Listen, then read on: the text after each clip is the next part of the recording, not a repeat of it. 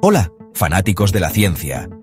¿Alguna vez se han preguntado cómo el hielo se convierte en agua o cómo el agua se convierte en vapor? Todo se trata de los cambios de fase. Todo lo que nos rodea está hecho de pequeñas partículas llamadas moléculas, y estas moléculas siempre están en movimiento. La temperatura de algo nos dice qué tan rápido se mueven estas moléculas. Cuando calentamos algo, sus moléculas se mueven más rápido. Cuando enfriamos algo, sus moléculas se mueven más lento. Los cambios de fase ocurren cuando una sustancia cambia de un estado de la materia a otro.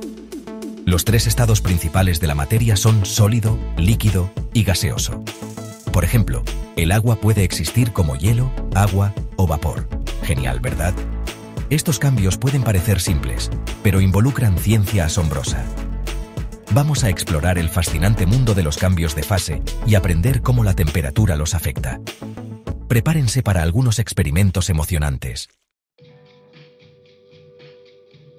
Comencemos con algo con lo que probablemente estén familiarizados: el hielo derritiéndose en agua. Esta transformación de sólido a líquido se llama fusión. Cuando calientas hielo, sus moléculas comienzan a vibrar cada vez más rápido. Eventualmente, vibran tanto que se liberan de su estructura rígida y comienzan a moverse más libremente.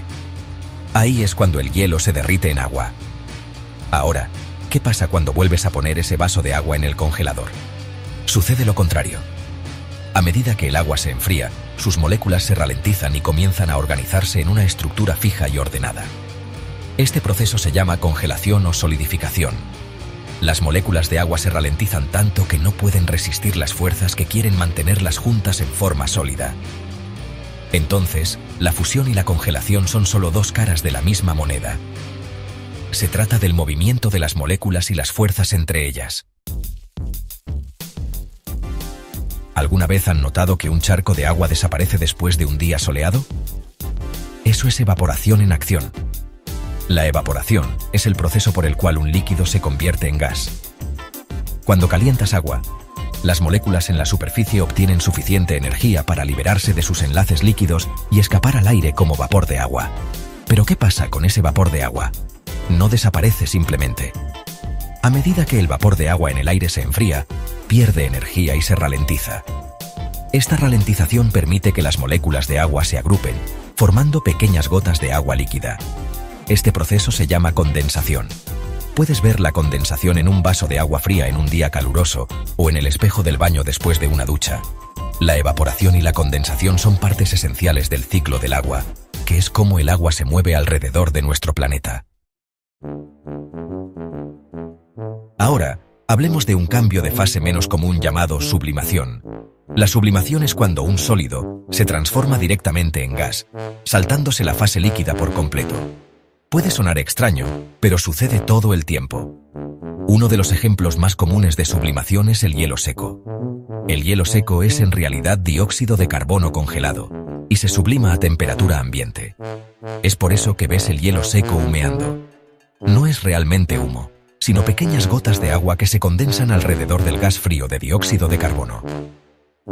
La sublimación también se utiliza en algunos procesos industriales, como la liofilización de alimentos.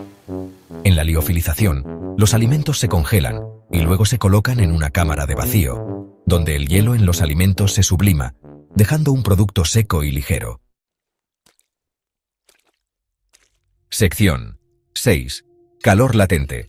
La energía oculta en los cambios de fase. Aquí es donde las cosas se ponen realmente interesantes. Cuando una sustancia experimenta un cambio de fase, como fusión o ebullición, absorbe o libera una cierta cantidad de energía térmica sin cambiar su temperatura. Esta energía oculta se llama calor latente. Por ejemplo, cuando calientas una olla de agua en la estufa, la temperatura del agua aumenta constantemente hasta que alcanza 100 grados Celsius, el punto de ebullición del agua. Pero aquí está el truco. Aunque continúes agregando calor a la olla, la temperatura del agua se mantiene a 100 grados Celsius hasta que toda el agua haya hervido. ¿A dónde va toda esa energía térmica adicional? Se está utilizando para romper los enlaces entre las moléculas de agua y transformar el agua líquida en vapor de agua. Eso es calor latente en acción. Sección 7.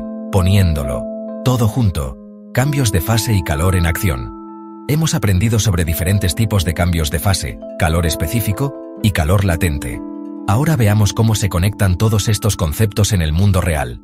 Piensen en el ciclo del agua nuevamente. Cuando el sol brilla sobre el océano, proporciona la energía térmica necesaria para evaporar el agua y transformarla en vapor de agua. Este vapor de agua se eleva a la atmósfera, donde se enfría y se condensa para formar nubes. Eventualmente, las gotas de agua en las nubes se vuelven demasiado pesadas y caen a la tierra como precipitación. A medida que cae la precipitación, puede congelarse en nieve o granizo, dependiendo de la temperatura. A lo largo de todo este ciclo, la energía térmica se absorbe y se libera, haciendo que el agua cambie entre sus fases sólida, líquida y gaseosa. Bastante asombroso, ¿verdad? Sección 8. Conclusión. La ciencia de la transformación. Desde derretir cubitos de hielo hasta hervir agua, los cambios de fase ocurren a nuestro alrededor. Al comprender los conceptos de temperatura, calor específico y calor latente, podemos descubrir los secretos detrás de estas fascinantes transformaciones. Así que la próxima vez que vean un charco desaparecer o sientan el calor del sol en su piel, recuerden la asombrosa ciencia en acción.